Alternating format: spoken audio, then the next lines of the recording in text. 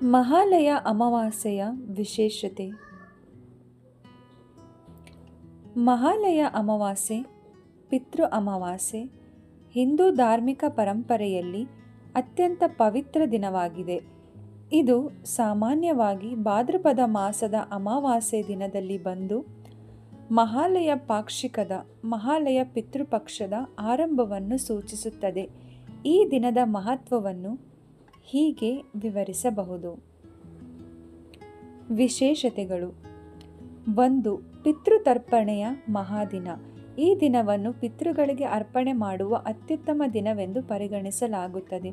ತರ್ಪಣ, ಪಿಂಡ ಪ್ರದಾನ, ದಾನ ಧರ್ಮ ಮಾಡಿದರೆ ಪಿತೃಗಳು ತೃಪ್ತಿಗೊಂಡು ಆಶೀರ್ವಾದ ಕೊಡುತ್ತಾರೆ. 2. ಪಿತೃಪಕ್ಷದ ಆರಂಭ. ಮಹಾಲಯ ಅಮಾವಾಸ್ಯೆಯೊಂದಿಗೆ 16 ದಿನಗಳ ಪಿತೃಪಕ್ಷ ಆರಂಭವಾಗುತ್ತದೆ. ಈ ಅವಧಿಯಲ್ಲಿ ಪಿತೃಗಳು ಭೂಮಿಗೆ ಬಂದು ತಮ್ಮ ವಂಶಜರಿಂದ ನೀರು, ಅನ್ನ, ತರ್ಪಣ ನಿರೀಕ್ಷಿಸುತ್ತಾರೆ ಎನ್ನುವ ನಂಬಿಕೆ ಇದೆ. 3. ಪಿತೃ ಸಂತೋಷದಿಂದ ಕುಲಕ್ಷೇಮ. ಈ ದಿನ ಪಿತೃಗಳನ್ನು ತೃಪ್ತಿಪಡಿಸಿದರೆ ಕುಟುಂಬದಲ್ಲಿ ಆರೋಗ್ಯ, ಸಮೃದ್ಧಿ, ಶಾಂತಿ, ದೀರ್ಘಾಯುಷ್ಯ ದೊರೆಯುತ್ತದೆ. 4. ದಾನ ಧರ್ಮದ ಮಹತ್ವ. ಅನ್ನದಾನ, ವಸ್ತ್ರದಾನ, ಗೋದಾನ ಮುಂತಾದವುಗಳನ್ನು ಮಾಡಿದರೆ ಪಿತೃಗಳಿಗೆ ಅತಿ ತೃಪ್ತಿ ದೊರೆಯುತ್ತದೆ. 5. ಆಧ್ಯಾತ್ಮಿಕ ಮಹತ್ವ. ಈ ದಿನ ಗಂಗಾ ನದಿ ತೀರ, ತೀರ್ಥಕ್ಷೇತ್ರಗಳಲ್ಲಿ ಸ್ನಾನ ಮಾಡಿ ತರ್ಪಣ ಮಾಡಿದರೆ ಪಿತೃಗಳ ಜೊತೆಗೆ ದೇವತಾ ಅನುಗ್ರಹವೂ ಸಿಗುತ್ತದೆ. 6. ಜ್ಯೋತಿಷ್ಯ ಮತ್ತು ಪುರಾಣ ಪ್ರಕಾರ ಈ ದಿನದಲ್ಲಿ ಸೂರ್ಯನು ಕನ್ಯಾ ರಾಶಿಗೆ ಪ್ರವೇಶಿಸುತ್ತಾನೆ ಎಂಬುವ ನಂಬಿಕೆ ಇದೆ. ಮಹಾಭಾರತದ ಗರುಡ ಪುರಾಣಗಳಲ್ಲಿ ಮಹಾಲಯ ಅಮಾವಾಸ್ಯದ ತರ್ಪಣವನ್ನು ಅತ್ಯಂತ ಪವಿತ್ರವೆಂದು ಕೊಂಡಾಡಲಾಗಿದೆ. ಮಾಡಬೇಕಾದ ಕಾರ್ಯಗಳು. ಪಿತೃಗಳಿಗೆ ತರ್ಪಣ, ಪಿಂಡ ಪ್ರದಾನ, ಬ್ರಾಹ್ಮಣರಿಗೆ ಭೋಜನ ಮತ್ತು ದಾನ, ಹಸಿದವರಿಗೆ ಅನ್ನದಾನ, ನದಿ ತೀರದಲ್ಲಿ ಸ್ನಾನ, ಜಪ, ತಪ. ಸರಳವಾಗಿ ಹೇಳುವುದಾದರೆ ಮಹಾಲಯ ಅಮಾವಾಸ್ಯೆ ಪಿತೃಗಳ ದಿನ. ಇದು ನಮ್ಮ ಪಿತೃಗಳಿಗಾಗಿ ಸ್ಮರಣೆ, ಕೃತಜ್ಞತೆ ಮತ್ತು ಶ್ರದ್ಧೆಯ ದಿನ. ಪೂಜೆಯ ಕ್ರಮ. ಮನೆಗೆ ಸರಿಹೊಂದುವ ಸರಳ ವಿಧಾನ.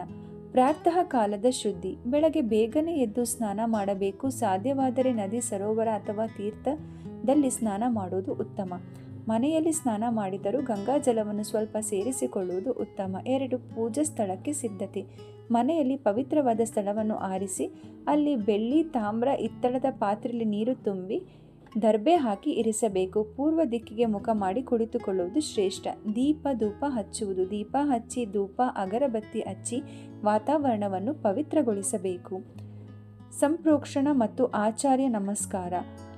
ದರ್ಬೆಯ ದಂಡ ಹಿಡಿದು ಪಿತೃಗಳಿಗೆ ಧ್ಯಾನ ಮಾಡಬೇಕು. ಓಂ ಪಿತೃಭ್ಯೋ ನಮಃ ಎಂದು ಜಪಿಸಿ ಆರ್ಘ್ಯ ನೀಡಬೇಕು. 5. ತರ್ಪಣ ವಿಧಾನ.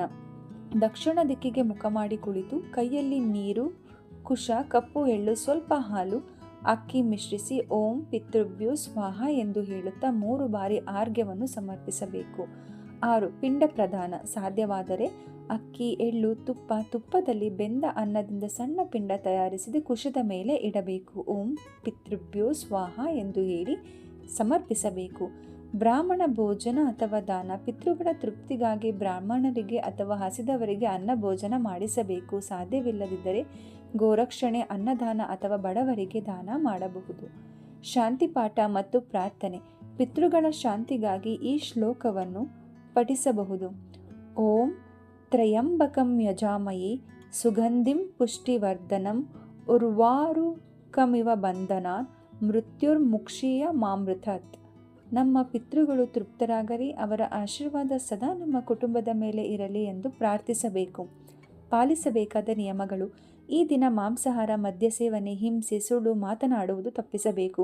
ಉಪವಾಸ ಅಥವಾ ಕನಿಷ್ಠ ಏಕಭುಕ್ತ 1 ಬಾರಿಗೆ ಮಾತ್ರ ಆಹಾರ ಆಚರಣೆ ಮಾಡಿದರೆ ಉತ್ತಮ.